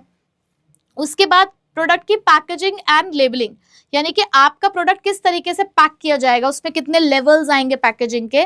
तो बेसिकली प्रोडक्ट का रैपर डिजाइन करना कि बाहर से कैसा दिखेगा, बाहर से जितना अट्रैक्टिव दिखेगा उतनी ही ज्यादा आपका कस्टमर उस सामान को खरीदेगा। और पैकेजिंग को साइलेंट सेल्स मैन भी कहा जाता है, क्योंकि कई बार लोग पैकेट देख के ही खरीद लेते हैं। जैसे वो छोटे छोटे बच्चे, तो इस चीज का बहुत बड़ा एग्जाम्पल है कि उनके सामने जितने भी कलरफुल पैकेट्स आ जाते हैं ना, तो बहुत अट्रैक्ट हो जाते हैं। ले जाओ उन्हें चिज्जी लेने के लिए अपने साथ, और किसी चिज्जी की दुकान पे उनको ले जाके खड़ा कर दो, तो बस जहां उन्हें वो चटपटे से वो कलर्स वाले पैकेट्स दिखे, उन्हें तो वही चाहिए होगा। तो पैकेट डिजाइन करना बहुत इंपॉर्टेंट होता है। प्लस आजकल तो बहुत सारे इनोवेटिव पैकेजिंग भी आ गई है, जिसकी मदद से हम सामान को बहुत लंबे टाइम तक अपने पास स्टोर करके भी रख सकते हैं। पहले क्या होता था, जैसे कि नमकीन के पैकेट्स भी आते थे, वो अगर आपने एक बार उनको खोल दिया तो उसके बाद आपको उसको किसी ना किसी कंटेनर में आपको उसको रखना पड़ेगा, अदरवाइज वो खराब हो जाएगी। आजकल वो नमकीन के पैकेट्स भी कैसे आ गए हैं कि आपने उसको खोला, ओपन किया, वो जो फिर से दोबारा सील हो जाते हैं। आपने उसको खोला पैकेट को, जितना खाना था खाया, फिर आपने उसको वापस से बंद करके सील करके रख दिया। आपको अलग से कंटेनर की भी जरूरत नहीं है, इवन आप उसको कैरी भी कर सकते हो, है ना। तो देखो ये क्या है, पैकेजिंग है, ठीक है बेटा। तो पैकेजिंग का मतलब क्या होता है, डिजाइन करना, डेवलप करना किसी भी प्रोडक्ट का पैकेज। अब लेबल क्या होता है कि क्या सूना सूना खाली खाली सा पैकेट दिखता है क्या तुम्हें, या उसके ऊपर बहुत सारी अतरंगी इंफॉर्मेशन भी दिख रही है कि इंग्रेडिएंट क्या है, ब्रांड क्या है, लोगो भी उसी पे दिख रहा है, एक टैगलाइन भी दिख रही है, कितने का है ये, इसकी पैकिंग डेट क्या है, एक्सपायरी डेट क्या है, कंप्लेन कहाँ करनी है, डायरेक्शन यानी कि यूज कैसे करना है इस सामान को, सारी जानकारी दी जाती है। तो बेटा वो सारी जानकारी दी जाती है एज पर द लेबलिंग। तो पैकेट के ऊपर लेबल करना is known as the process of labelling. तो ये भी आपका काम है। अब उसके बाद सब काम कर लिया तुमने, पर तुम्हारा प्रोडक्ट किस नाम से जाना जाएगा ये भी तो सोचना है। हम लोग चिप्स बेचते हैं, तो भाई कैसे पता चलेगा आपके कस्टमर को कि आपका चिप्स कौन सा है। 10 कंपनी बेच रही है चिप्स तो, बट कैसे पता चलेगा कि आपकी कंपनी का चिप्स कौन सा है। जब आप उसको एक नाम दोगे ना, तो बेटा ब्रांडिंग का मतलब होता है कि अपने प्रोडक्ट को एक यूनिक नेम दे देना, एक सिंबल दे देना, एक मार्क दे देना, ताकि आपका कस्टमर आपके सामान को पहचान सके। अब नेक्स्ट पॉइंट है हमारे पास कस्टमर सपोर्ट सर्विस। अब एज अ मार्केटर आपको इस चीज का भी ध्यान रखना है कि आप अपने कस्टमर को किस तरीके से सपोर्ट करेंगे, क्योंकि जितना ज्यादा तुम ग्राहकों को संतुष्ट करोगे, उतना ही ज्यादा वो ग्राहक तुम्हारी दुकान पर बार बार आएगा और 10 लोगों को और बताएगा कि ये वाला जो दुकानदार है ना, ये तो बहुत ही बढ़िया है, ये सामान बेचने के बाद भी हम लोगों के साथ कांटेक्ट बनाए रखता है, और तो और बहुत सारी फैसिलिटीज और सर्विसेज भी देता है। तो बेटा एज अ मार्केटर आपको ये ध्यान रखना है कि आप किस तरीके की कस्टमर सपोर्ट सर्विस देना चाहते हो। जैसे कि आफ्टर सेल सर्विस दोगे, आप कस्टमर की कंप्लेन को हैंडल कर रहे हो, या उनको नाराज ही छोड़ दोगे, क्रेडिट फैसिलिटीज, उधार पे सामान बेचोगे, मेंटेनेंस सर्विस दोगे या टेक्निकल सर्विसेज दोगे। तो ये सारी जानकारी आपको कस्टमर को देनी होगी। तो ये सब चीजों को एज अ मार्केटर आपको सोचना पड़ता है। अब इससे होता क्या है, कस्टमर सेटिस्फाई होता है, रिपीट परचेज करता है, यानी कि बार बार तुम्हारी दुकान पर आएगा, और ब्रांड लॉयल्टी क्रिएट होगी। तो एज अ मार्केटर ये एक बहुत इंपॉर्टेंट फंक्शन माना जाता है। अब तुमने इतनी सारी चीजों के बारे में सोच लिया, बट अपने सामान को किस प्राइस पर मार्केट में बेचोगे ये भी तो जानकारी चाहिए तुम्हें ये भी तो पता होना चाहिए कि मार्केट में तुम्हारा सामान कितनी वैल्यू पे, किसी कीमत पर बेचा जाएगा। तो यहाँ पर आपको डिसीजन लेना होता है about the pricing of your product, ठीक है। So price refers to the amount of money which customer pays to obtain a product, कि एक वो पैसा यानी कि वो अमाउंट जो एक कस्टमर पे करता है किसी भी प्रोडक्ट को खरीदने के लिए, उसे उसकी प्राइस कहा जाता है। और बहुत इंपॉर्टेंट है, और इसको अफेक्ट करने के हमारे बहुत सारे फैक्टर्स हैं। और कई बार ये ऐसा कहा जाता है कि किसी भी प्रोडक्ट के सक्सेस और फेलियर के पीछे उसकी प्राइस भी होती है। अब मार्केट में हमें बहुत सारी चीजों को समझना होता है। हम लोग कॉमर्स के बचपन में लॉ ऑफ डिमांड पढ़कर आए हैं, और इस लॉ ऑफ डिमांड में हम लोगों ने ये समझा कि अगर प्राइस बढ़ती है तो डिमांड कम हो जाती है, और अगर प्राइस कम होती है तो डिमांड बढ़ जाती है। यानी कि कहीं ना कहीं जो हमारी डिमांड है वो प्राइस से रिलेट करती है। तो आपको मार्केट में इस चीज को भी ध्यान में रखना होता है प्राइस को डिसाइड करते टाइम। और क्या देख सकते हो, उसकी इलास्टिसिटी, कि किसी भी प्रोडक्ट के लिए हमारे कंज्यूमर की इलास्टिसिटी कैसी है, यानी कि वो अपनी डिमांड को चेंज करना चाहता है या नहीं चेंज करना चाहता, तो उसके हिसाब से भी प्राइस डिसाइड की जा सकती है। तो लोअर प्राइस हायर डिमांड देगी, हायर प्राइस लोअर डिमांड देगी। और भी बहुत सारी ऐसे ऑब्जेक्टिव्स होते हैं, बहुत सारी स्ट्रैटेजीज होती हैं जिसको हम लोग माइंड में रखेंगे प्राइस डिसाइड करते टाइम। उसके बाद बेटा, अब तुमने प्रोडक्ट बना लिया, ये बात तुम्हारे कस्टमर को कैसे पता चलेगी? क्या उन सभी के कान में जाकर बोलोगे क्या? कैसे बताओगे उनको कि तुम अब प्रोडक्ट लेकर आ चुके हो? और तो और सिर्फ बताना नहीं होता, उनको कन्विंस भी तो करना है कि हमारा प्रोडक्ट खरीदो। ऐसे थोड़ी कस्टमर खरीद लेगा तुम्हारा प्रोडक्ट, भाई तुमको उनको बहुत ज्यादा परसुएड करना पड़ता है, उनको इन्फ्लुएंस करना पड़ता है कि आओ और हमारा सामान खरीदो। तो बेटा प्रमोशन का मतलब क्या होता है? कस्टमर्स को इन्फॉर्म करना। पहली बात तो इन्फॉर्म ही करना है, बताना ही है कि हम आ चुके हैं मार्केट में सामान लेकर, कि आप क्या प्रोडक्ट लेकर आए हो। प्लस उन्हें परसुएड करना। परसुएड मतलब क्या होता है? कन्विंस करना। सिर्फ ये बता दिया, लो ये प्रोडक्ट आ गया खरीद लो, ऐसे बेचोगे क्या मार्केट में सामान? तुम्हें उनको कहीं ना कहीं उनको कन्विंस करना है कि भाई देखो क्यों हमारा प्रोडक्ट खरीदो। उनको वाई का आंसर देना है कि क्यों हमारा ही प्रोडक्ट खरीदो, क्यों तुम हमारी दुकान पर आओ हमारा सामान खरीदने के लिए। आपको उन्हें ये रीजन देना, और वो रीजन कैसे दे पाओगे? प्रमोशन की हेल्प से। आपने कहा बाय 3 गेट 1 फ्री, अब अगर उसको लालच होगा कस्टमर को तो भाई आ जाएगा वो आपका सामान खरीदने के लिए। तो इस तरीके की कुछ टेक्निक्स, इस तरीके की कुछ प्रमोशनल एक्टिविटीज आप लोग यहाँ पर करोगे। ठीक है, तो यहाँ पर मेन मेथड्स क्या है? एडवर्टाइजिंग के थ्रू, पर्सनल सेलिंग के थ्रू, पब्लिसिटी के थ्रू और सेल्स प्रमोशन के थ्रू ये काम किया जा सकता है। बहुत सारे इंपॉर्टेंट आपको यहाँ पे डिसीजन लेने पड़ते हैं। प्रमोशन का बजट डिसाइड करोगे, प्रमोशन मिक्स क्या यूज होगा, प्लान करोगे अपनी प्रमोशन की स्ट्रैटेजी, उसके बाद आप ये काम करोगे। चलो भाई, तुमने प्रमोशन भी कर दिया, तुमने बता दिया कि मार्केट में सामान आने वाला है, लेकिन अभी आया नहीं है बेटा। अब वो कब आएगा? जब फिजिकल डिस्ट्रीब्यूशन होगा। तो बेटा आपके सामान को फैक्ट्री से मार्केट तक ले जाने के लिए आप जिस डिसीजन को लोगे वो कहलाता है फिजिकल डिस्ट्रीब्यूशन, कि प्लेस ऑफ प्रोडक्शन से प्लेस ऑफ कंजप्शन तक सामान आए। तो फिजिकल डिस्ट्रीब्यूशन का मतलब क्या है? Making the product available. अब तक तो आप प्रोडक्ट बना रहे थे, उसकी ब्रांडिंग, लेबलिंग, पैकेजिंग, डिजाइनिंग ये सब कर रहे थे, फिर तुम उसके प्राइस के बारे में सोच रहे थे। अब फिर तुमने कस्टमर को बता भी दिया है कि प्रोडक्ट हम बना रहे हैं, हमारा प्रोडक्ट है, आप लोग खरीद लो, लेकिन उसको अवेलेबल भी तो कराना है ना। तो उसके लिए जो काम किया जाता है वो फिजिकल डिस्ट्रीब्यूशन में आता है, कि राइट प्लेस पर राइट टाइम पर लोगों को सामान मिल जाए। अब इसमें दो मेन डिसीजन लेने होते हैं, ये इंपॉर्टेंट है, आपको पता होने चाहिए। दो मेन डिसीजन कौन से हैं? सबसे पहला डिसीजन तो है चैनल ऑफ डिस्ट्रीब्यूशन, मतलब कितने लोगों को इन्वॉल्व करना है हमें इस डिस्ट्रीब्यूशन में। भाई एक है मैन्युफैक्चरर, एक है कंज्यूमर। अब मैन्युफैक्चरर डायरेक्ट कंज्यूमर को बेचेगा, या बीच में होलसेलर भी आएगा, या एजेंट आएगा, या रिटेलर आएगा, तो कितने नंबर ऑफ मिडल मैन आएंगे बीच में, ये भी हमें डिसाइड करना होता है। प्लस फिजिकल मूवमेंट कैसे होगा हमारे गुड्स का, यानी कि ट्रांसपोर्टेशन के बारे में हम लोग सोचेंगे कि कौन सा मीन्स ऑफ ट्रांसपोर्ट यूज किया जाएगा, और साथ साथ इन्वेंट्री को मैनेज करना, स्टोरेज और वेयरहाउसिंग के बारे में सोचना, ट्रांसपोर्टेशन सोचना, ये सारी चीजें किस में आती हैं? फिजिकल डिस्ट्रीब्यूशन में। अब अलग से भी एक ट्रांसपोर्टेशन का पॉइंट है कि यहाँ पर आपको फिजिकली मूव करना है गुड्स को एक प्लेस से दूसरे प्लेस पर। जैसे कि आसाम की टी ट्रांसपोर्ट की जाती है अलग अलग स्टेट्स के अंदर, तो यहाँ पर भी बहुत सारे फैक्टर्स है। पहले आपको देखना होता है कि कौन सा प्रोडक्ट है, कॉस्ट ऑफ ट्रांसपोर्टेशन क्या आएगी, लोकेशन क्या है हमारे टारगेट मार्केट की, उसके बाद ये डिसीजन लिया जाता है। फिर आखिरी चीज, आखिरी फंक्शन, कहाँ स्टोर करोगे? एक ही दिन में थोड़ी ना तुम्हारा सारा सामान बिक जाएगा। तुमने सोचा आज मैंने 1000 यूनिट बनाई और आज की आज ही 1000 यूनिट मार्केट में बिक जानी चाहिए, ऐसा नहीं होता मेरे बच्चे।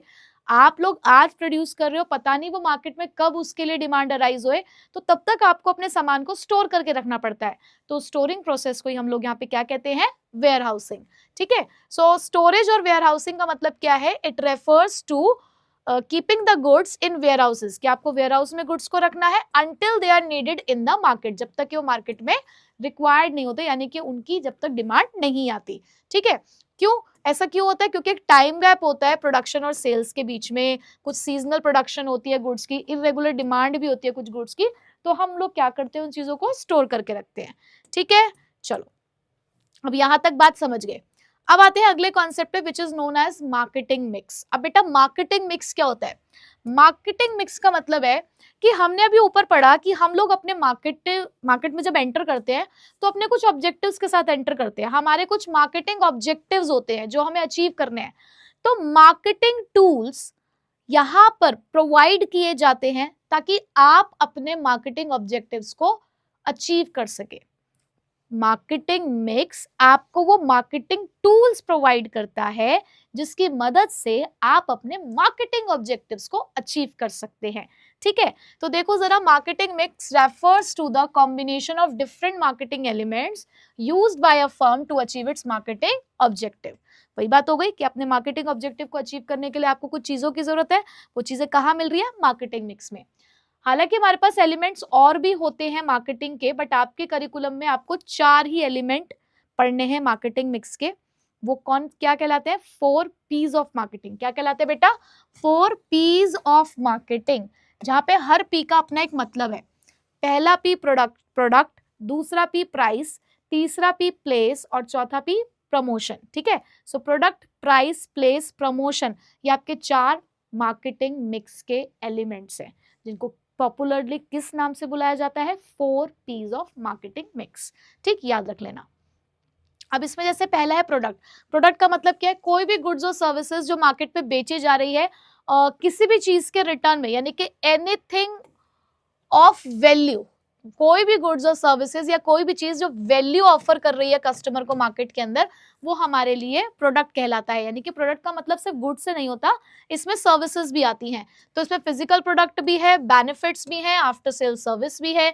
यहाँ हम कस्टमर की कंप्लेंट्स को भी हैंडल करते हैं और स्पेयर पार्ट्स भी अवेलेबल करा रहे हैं। यहाँ आप प्रोडक्ट के फीचर के बारे में सोचते हो, क्वालिटी के बारे में सोचते हो, पैकेजिंग, लेबलिंग और ब्रांडिंग के बारे में डिसीजन लेते हो। प्राइस का मतलब क्या? भी पीछे पढ़ के आए हो कि वो पैसा जो कस्टमर पे करता है किसी भी सामान को खरीदने के लिए। प्राइस प्रोडक्ट की डिमांड को अफेक्ट करता है और उसमें भी बहुत सारे फैक्टर्स आते हैं। प्लेस मतलब फिजिकल डिस्ट्रीब्यूशन, कि वही कस्टमर तक सामान को सही समय पर, सही अमाउंट में, सही क्वांटिटी में अवेलेबल कराना, वो फिजिकल डिस्ट्रीब्यूशन है। इंपॉर्टेंट डिसीजन बहुत सारे लेने होते हैं इसके अंदर, कि चैनल्स ऑफ डिस्ट्रीब्यूशन कौन से होंगे और मीन्स ऑफ ट्रांसपोर्ट कौन सा होगा। प्रमोशन का मतलब होता है वो एक्टिविटीज परफॉर्म करना जिसकी मदद से कस्टमर को पता चलेगा, पहले तो इन्फॉर्मेशन मिलेगी उसे कि आपने सामान बनाया है। दूसरा, आप उसे परसुएड करोगे, इन्फ्लुएंस करोगे, कन्विंस करोगे कि वो आपका सामान खरीद ले। तो उसमें भी आपके पास कुछ टूल्स है जिसका आप यहाँ पे इस्तेमाल करने वाले हो। तो ऑलमोस्ट ये सारी चीजें हम लोगों ने पीछे पढ़ ली है। तो बेटा अब आते हैं प्रोडक्ट मिक्स पे। प्रोडक्ट मिक्स के अंदर आपको 3 तरीके के डिसीजन लेने हैं, ब्रांडिंग, लेबलिंग एंड पैकेजिंग। ठीक है, तो वन बाय वन अब उनको डिस्कस करते हैं। तो बेटा पहली बात तो है कि ब्रांडिंग क्या है। ब्रांडिंग का मतलब होता है मार्केट में अपनी एक यूनिक आइडेंटिटी क्रिएट करना। भाई तुम एक अलग ही पहचान बना रहे हो मार्केट के अंदर।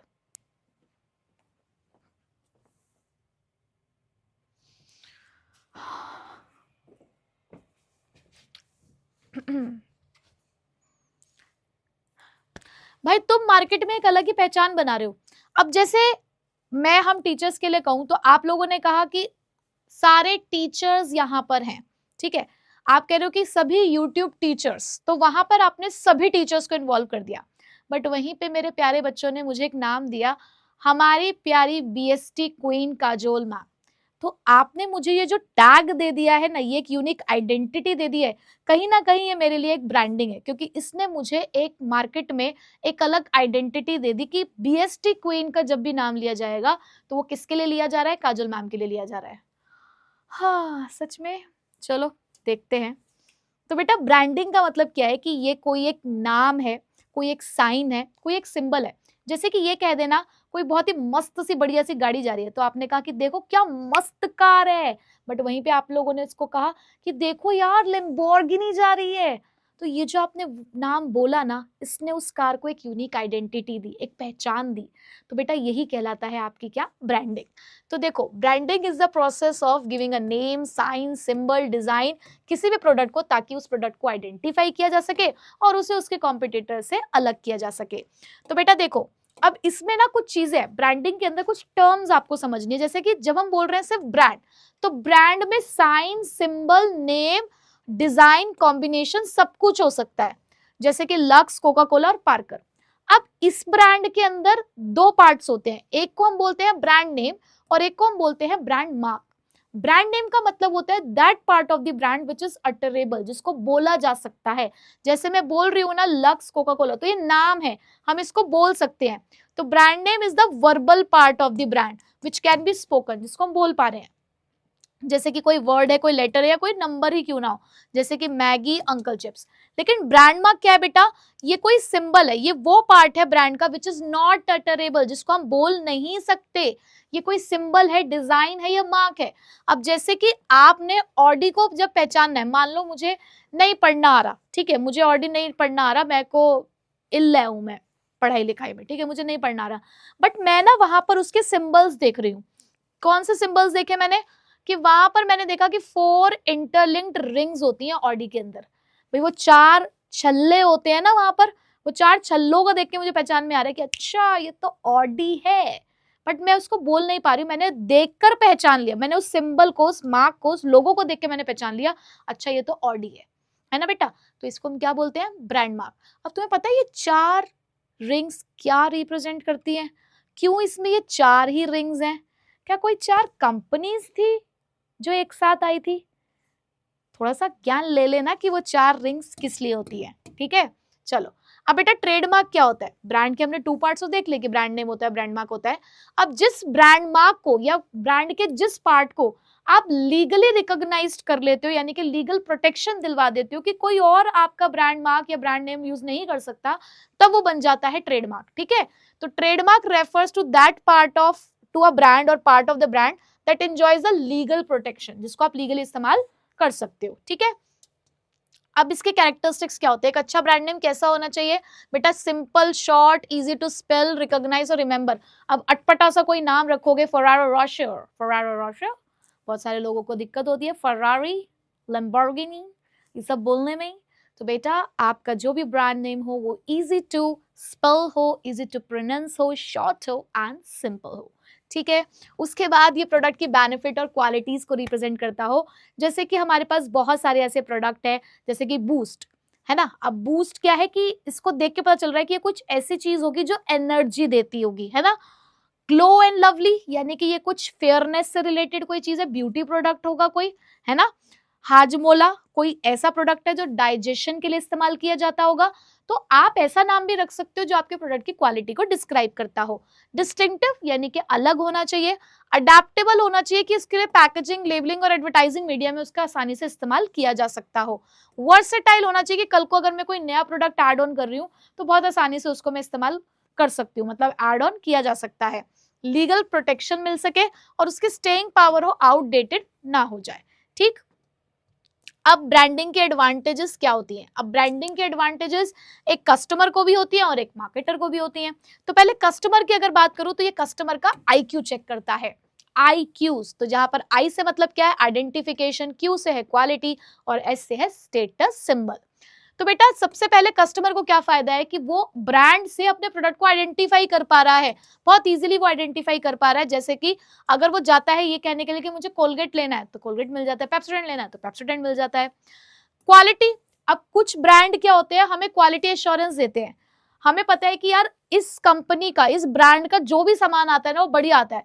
मेरे घर में ऑलरेडी एक LED है, मान लो कौन सी कंपनी का लूं बताओ, तुम बताओ कौन सी कंपनी का लेना है, सैमसंग का है, चलो सैमसंग का ऑलरेडी मैं LED इस्तेमाल कर रही हूँ। मुझे एक मोबाइल फोन खरीदना है मान लो, या मैं कहूँ मुझे रेफ्रिजरेटर खरीदना है, तो मैंने कहा यार सैमसंग का ना मैं ऑलरेडी इस्तेमाल करूँ, सैमसंग कंपनी बढ़िया चल रही है, तो मैंने उसी का खरीदा। क्यों? क्योंकि एक क्वालिटी एश्योरेंस है।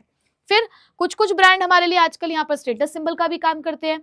अगर हम खरीद रहे हैं भाई BMW, ऑडी, मर्सिडीज, खड़ी है मेरे घर के बाहर मर्सिडीज, तो मैंने क्यों खरीदी भाई, मुझे स्टेटस सिंबल दिखाना था, ठीक है। चलो तो बेटा कुछ ब्रांड क्या करते हैं, प्रेस्टीज और स्टेटस को शो करते हैं, जिसको लोग खरीदते ही इसीलिए हैं, ठीक। उसके बाद मार्केटर्स के लिए एडवांटेजेस की बात करूं तो मेड में M है मेकिंग प्रोडक्ट डिफरेंशिएशन, A है advertising and display programme, D है डिफरेंशियल प्राइसिंग और E है ease in introduction of new product. अब बेटा कंज्यूमर के लिए आइडेंटिफिकेशन होता है, कंज्यूमर को तो आइडेंटिफाई करना है, लेकिन एक मार्केटर को डिफरेंशिएट करना होता है। भाई उसे तो अपने प्रोडक्ट की एक अलग पहचान बनानी है ना, उसे तो डिफरेंशिएट करना है कि हमारा ब्रांड ये है, तुम्हारा ब्रांड ये है।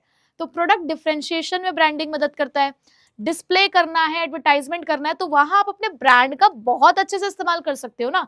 आप जो एड चला रहे हो वो आपके ब्रांड को प्रमोट तभी तो कर पाएगी ना, जब आप उसको एक स्पेसिफिक नेम दोगे, एक यूनिक आइडेंटिटी दोगे, ठीक।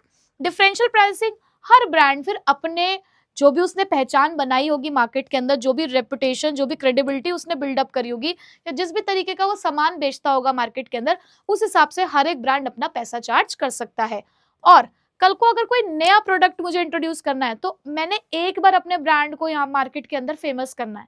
एक बार अगर मेरा ब्रांड फेमस हो गया ना, फिर मैं कुछ भी बेचूं मार्केट के अंदर, पब्लिक एक्सेप्ट करेगी।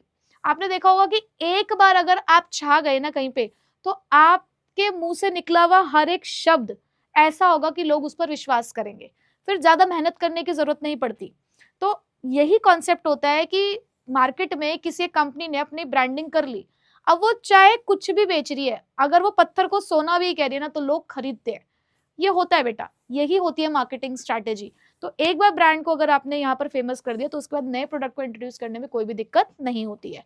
ठीक, अब बात करते हैं बेटा पैकेजिंग की। पैकेजिंग का मतलब क्या होता है? ये एक ऐसी आर्ट है जहां पर आपको डिजाइन करना है, प्रोड्यूस करना है किसी भी प्रोडक्ट का कंटेनर और रैपर, सुंदर सुंदर पैकेज बनाना है आपको, और कन्वीनियंट टू यूज भी होना चाहिए। ऐसा पैकेज होना चाहिए जो कस्टमर आसानी से इस्तेमाल कर सके। तो वो पैकेट कैसा होगा ये सोचना भी आपने प्रोडक्ट मिक्स के अंदर करना होता है, मतलब ये डिसीजन भी आपको प्रोडक्ट मिक्स के लेना होता है। अब पैकेजिंग 3 तरीके से होती है, प्राइमरी, सेकेंडरी और ट्रांसपोर्टेशन। प्राइमरी पैकेज का मतलब क्या होता है बेटा? जो आपके प्रोडक्ट का इमीडिएट कंटेनर है। साबुन तो हम सभी लोग इस्तेमाल करते हैं, क्योंकि घर में नहाना तो सबको ही है ना भाई, इतनी गर्मी हो रही है, वैसे भी सब लोग रोज नहा लेना बेटा, है ना। अब साबुन में अगर आप देखो तो उसके अंदर एक रैपर होता है, एक रैपर बाहर होता है, फिर अंदर भी एक कवरिंग होती है। प्राइमरी पैकेज को हम तब तक इस्तेमाल करते हैं बेसिकली जब तक कि वो प्रोडक्ट हमारा पूरी तरीके से खत्म नहीं हो गया। मतलब कुछ प्राइमरी पैकेज तो ऐसे होते हैं, कुछ प्राइमरी पैकेज ऐसे भी होते हैं कि जैसे हमने उस सामान को इस्तेमाल करना शुरू किया, हम उस पैकेज को फेंक देते हैं। अब जैसे कि मैच बॉक्स की अगर मैं बात करूं, तो मैच बॉक्स को तो आप तब तक इस्तेमाल करोगे ना, उस पैकेजिंग को, जब तक कि पूरी मैचेस खत्म नहीं हो जाती है ना, पूरी मैचेस की तिल्लियां जब तक खत्म नहीं हो जाती, तब तक आप उस डिब्बी को रखते हो ना संभाल के। तो बेटा primary package is the immediate package, direct contact में होता है आपका प्रोडक्ट इसी पैकेज के, जैसे कि सोप का रैपर। पर सेकेंडरी पैकेज क्या है बेटा? वो आउटसाइड द प्राइमरी पैकेज, यानी कि जो एक एडिशनल लेयर और लगी हुई होती है ना आपके पैकेट के ऊपर, उसे आप लोग यहाँ पर कहते हैं सेकेंडरी पैकेज। जैसे कि एक मैच बॉक्स का पैकेट है जिसमें अंदर से 10 मैच बॉक्स निकल रहे हैं, ठीक है। एक हमने माचिस का पूरा पैकेट खरीदा, उसमें से 10 अलग अलग माचिस की डिब्बियां निकल रही हैं, तो बेटा वो जो बाहर जो वो पेपर से कवरिंग होती है, वो उसका सेकेंडरी पैकेज है, ठीक है। तो packaging layer outside the primary package, उसे आप लोग क्या बोलते हो? Secondary package. जैसे कि टूथपेस्ट के ऊपर वो जो कार्ड बॉक्स होता है, वो उसका सेकेंडरी पैकेज है। ट्रांसपोर्टेशन पैकेज, अब ऐसे एक एक मैच बॉक्स तो ट्रांसपोर्ट नहीं की जाती होगी, बड़े बड़े इसके भी क्या आते होंगे बेटा? कॉर्यूगेटेड बॉक्सेस होते हैं, कार्टून जिसे आप लोग बोलते हैं, जिसके अंदर बहुत सारी यूनिट्स एक साथ रखी जाती है, यानी कि 100 यूनिट एक बार पैक कर दी, 50 यूनिट एक बार पैक कर दी, 20 यूनिट एक बार पैक कर दी, जिससे ट्रांसपोर्टेशन करना हमारे लिए आसान हो जाए। तो आउटर पैकेजिंग जो ट्रांसपोर्टेशन के लिए इस्तेमाल होती है या गुड्स के प्रोटेक्शन के लिए इस्तेमाल होती है, उसे हम लोग ट्रांसपोर्टेशन पैकेज कहते हैं, ठीक। अब इस पैकेजिंग की भी इंपॉर्टेंस है, जैसे कि rising the standard of health and sanitation. इससे क्या होता है कि हमारा स्टैंडर्ड ऑफ लिविंग बढ़ता है। सैनिटेशन मतलब कि भाई देखो, आपका पैकेज जो है वो कहीं ना कहीं आपको हाइजीन वाला जो आपका एक कह सकते हो जो पॉइंट ऑफ व्यू, उसको भी फुलफिल करता है कि खुले में अगर सामान बिकेगा तो वो अनहेल्दी हो सकता है, उसे हम वो ऐसा भी हो सकता है कि वो हर इस्तेमाल करने लायक ना रहे, ठीक है। और आजकल जो कुछ कुछ पैकेजिंग ऐसी भी आ गई हैं जिसकी वजह से हम बहुत इजीली सामान को स्टोर भी कर पा रहे हैं, ठीक है, और उसको कैरी भी कर पा रहे हैं।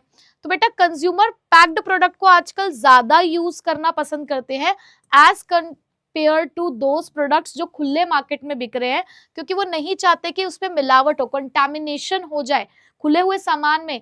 मैंने आपको शायद कभी एक एग्जाम्पल दिया हो कि जैसे जो किराने की दुकानें होती हैं, वहां पर मान लो दाल और ये जो आपके चावल है या चीनी है वो खुले में रखे हुए हैं, तो उसपे जो हमारा चूहा होता है वो डाइव मारता ही मारता है। ऐसे कोई किराने की दुकान नहीं जिसमें चूहा डाइव नहीं मारता होगा। अब वो डिपेंड करता है दुकानदार पे भाई कि वो सब चीजों को कैसे मैनेज करके चल रहे हैं। तो इसलिए आजकल लोगों को लगता है कि यार जो पैकेट में बंद हुए हुए जो आ रहे हैं ना, हम इन्हीं को खरीदें क्योंकि ये एटलीस्ट सेफ तो है। अब तुम्हें क्या पता कि क्या पता पैकेट में आने से पहले भी उसमें वो डाइव मारकर आया हुआ हो, बट स्टिल लोगों को लगता है कि चलिए ठीक है पैकेट वाले प्रोडक्ट को ही हम लोग खरीद लेते हैं, ठीक है। सेल्फ सर्विस आउटलेट, जैसे कि हम लोग आजकल जाते हैं स्मार्ट बाजार वगैरह में गए, तो वहां जब आपको अगर शॉपिंग करनी है तो वहां आपको सेल्समैन की जरूरत नहीं है। वहां पे सब कुछ वहां पे रैक्स में लगे हुए होते हैं और हर एक प्रोडक्ट का पैकेज अपने आप के बारे में बहुत कुछ बता रहा होता है। तो सेल्फ सर्विस आउटलेट में ये जो पैकेट्स होते हैं ये बहुत इंपॉर्टेंट रोल प्ले करते हैं एज अ सेल्समैन, इसीलिए इसे साइलेंट सेल्समैन भी कहा जाता है। इनोवेशनल अपॉर्चुनिटी आजकल इस तरीके के पैकेट डिजाइन हो गए हैं कि आप यहाँ पर जैसे कि मिल्क पैक्स हैं, लॉन्ग शेल्फ लाइफ है इनकी, लंबे समय तक स्टोर कर पा रहे हो। सॉफ्ट ड्रिंक की पैकेजेस आ रही है, रेडी टू ईट आता है, आप सूप बना रहे हो, रेड मतलब क्या करना है, पानी उबालना है और उसमें वो पैकेट का जो भी कंटेंट है, इंग्रेडिएंट है वो डालना है, बस उसे थोड़ी देर हिलाना है और सूप तैयार हो गया। तो ये कैसे पॉसिबल हो पा रहा है? ये पैकेजिंग की हेल्प से पॉसिबल हो पा रहा है। ठीक है, उसके अलावा प्रोडक्ट डिफरेंशिएशन तो है ही कि अलग अलग पैकेट्स जो हैं वो अलग अलग प्रोडक्ट्स को अपने आप ही एक यूनिक आइडेंटिटी यहाँ पर दे देते हैं। ठीक है, उसके बाद यही पैकेजिंग के कुछ फंक्शंस होते हैं। अब बेटा 4 फंक्शंस होते हैं इसके, क्या क्या? सबसे पहला, प्रोडक्ट का आइडेंटिफिकेशन करने में मदद करता है। कंज्यूमर पढ़ा लिखा भी नहीं है, उसको नहीं पढ़ना आता, मान लो मेरे जैसे है, नहीं आता मुझे पढ़ना, तो मैं प्रोडक्ट के पैकेट को देख के पहचान लेती हूँ। मुझे कोई लेस खाना है, मुझे ब्लू वाला यानी कि वो इंडियन मसाला वाला आता है ना, मुझे मान लो वो पसंद है, तो मैं कहूंगी कि अंकल ब्लू वाला लेस दे दो, अंकल वो ग्रीन वाला लेस दे दो, अंकल येलो वाला दे दो।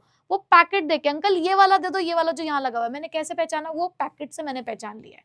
ठीक है, उसके बाद प्रोडक्ट की प्रोटेक्शन भी है वही कि हम लोग यहाँ पर जो भी प्रोटेक्ट है उसे हम नेचुरल, जो हमारे पास कह सकते हो एलिमेंट्स हैं, नेचुरल एजेंट्स हैं, उनसे हम अपने सामान को बचा पा रहे हैं। मैंने आपको नमकीन का एग्जांपल भी दिया कि आजकल वो एयर टाइट पैकेजिंग आ गई है जिसमें आपको अलग से कंटेनर रखने की जरूरत नहीं है, वो पैकेट ही आप लोग संभाल के रख सकते हो, उससे आपका प्रोडक्ट खराब नहीं होगा। प्रोडक्ट की प्रमोशन के लिए भी आप जितनी भी टैगलाइन, जितने भी लुभावने ऑफर दे रहे हो वो सब भी तो पैकेट के ऊपर ही देते हो। और कई पैकेट तो ऐसे जिनको यूज करना आसान है, जैसे कि मैंने अभी आपको नमकीन का एग्जांपल दिया, सॉस का एग्जांपल दिया, आजकल जो हमारी क्रीम्स आ रही हैं, फेयरनेस क्रीम्स हैं, या फिर हमारे पाउडर वगैरह आ रहे हैं, तो आप इन सब चीजों को बहुत इजीली इस्तेमाल कर पा रहे हो। क्यों? क्योंकि उन्होंने प्रोडक्ट का पैकेट इस तरीके से डिजाइन कर दिया है कि इस्तेमाल करना आसान हो गया है। ठीक है, चलो अब तीसरा डिसीजन क्या है बेटा? तीसरा डिसीजन है रिगार्डिंग द लेबलिंग। अब लेबलिंग का मतलब क्या है? तुमने पैकेट तो बना दिया, अब उस पैकेट के ऊपर कुछ जानकारी भी देनी है। वो जानकारी कहाँ से दी जाती है? लेबलिंग की मदद से दी जाती है। तो लेबल वो सारी इंफॉर्मेशन देता है जो एक प्रोडक्ट के बारे में कस्टमर को पता होनी चाहिए। अब क्या फंक्शंस है लेबलिंग के? सबसे पहले तो ये कस्टमर को बताता है प्रोडक्ट के बारे में, उसके कंटेंट के बारे में और उसके यूज के बारे में। तुमने खुद देखा होगा कि लेबल के अंदर ये लिखा होता है कि ये प्रोडक्ट क्या है, इसे इस्तेमाल कैसे करना है, किन किन चीजों से बना है और क्या खतरे हो सकते हैं इसके साथ। तो भाई जब भी किसी प्रोडक्ट को इस्तेमाल करो तो पहले उस लेबल को ध्यान से पढ़ लो। उसके बाद कंज्यूमर को यहाँ पर पूरी तरीके से जानकारी मिल जाती है कि वो क्या खरीद रहे हैं बेसिकली। दूसरा क्या फंक्शन है? आपके प्रोडक्ट को आइडेंटिफाई करने में मदद करता है, ब्रांड को आइडेंटिफाई करने में मदद करता है। क्यों? क्योंकि किसी भी प्रोडक्ट का मैन्युफैक्चरर कौन है, उसके पीछे कौन सी कंपनी है, वो उसके लेबल पर ही लिखी होती है। नहीं विश्वास हो तो तुम्हारे घर में कोई सा भी अगर पैकेट रखा है किसी भी सामान का तो उठा के देख लो, चाहे वो एक बिस्किट है, नमकीन है, सोप है, कुछ भी है, एक टॉफी भी क्यों नहीं है, उठा के देख लो, अपने आप पता चल जाएगा तुम्हें। उसके बाद ग्रेडिंग ऑफ प्रोडक्ट। आप ये जो अलग अलग साइजेस में, अलग अलग टेस्ट में, अलग अलग फ्लेवर्स में कुछ कुछ चीजों को बेचते हो, तो ये क्या है? ये ग्रेडिंग नहीं है तो और क्या है? हमारे पास किसी चीज के छोटे पैकेट भी आते हैं, बड़े पैकेट्स भी आ रहे हैं, अलग अलग फ्लेवर में भी चीज आ रही है, तो ये कहाँ दे रहे हो ये सारी चीजें आप? लेबल के ऊपर। ठीक है, प्रमोशन में तो डेफिनेटली हेल्प कर ही रहा है आपका लेबल। आप ये जो टैगलाइंस यूज करते हो, ये सारी टैगलाइंस कहाँ आ रही हैं? पैकेट के ऊपर दिया ना, लेकिन पैकेट के ऊपर इसी चीज को देना क्या कहलाता है? आपका लेबलिंग। तो प्रमोशन करने में भी मदद कर रहा है लेबल। उसके अलावा कुछ चीजें ऐसी भी हमें यहाँ पर देनी पड़ती है जिसको देने के लिए लॉ कहता है, जैसे कि तुम खरीदने गए सिगरेट की एक डब्बी, अब सिगरेट की एक डब्बी जैसे तुमने उसको उठाया, उस पर देखा cigarette smoking is injurious to health, तो तुम्हें पता चल गया अरे नहीं सिगरेट नहीं पीनी चाहिए, तो तुमने उठा के उसको साइड में रख दिया। अब तुमने क्यों साइड में रखा? भाई उस पर लिखा था ना, और उस पर बहुत, और तंबाकू खरीदा तुमने, तंबाकू के ऊपर वो सुंदर सी फोटो बनी हुई होती ना, उस फोटो को देख के तुम्हें इतना मजा आया, आहा, तुमने कहा अच्छा नहीं खानी यार, चलो रख दो। तो ये इन्फॉर्मेशन कौन दे रहा है?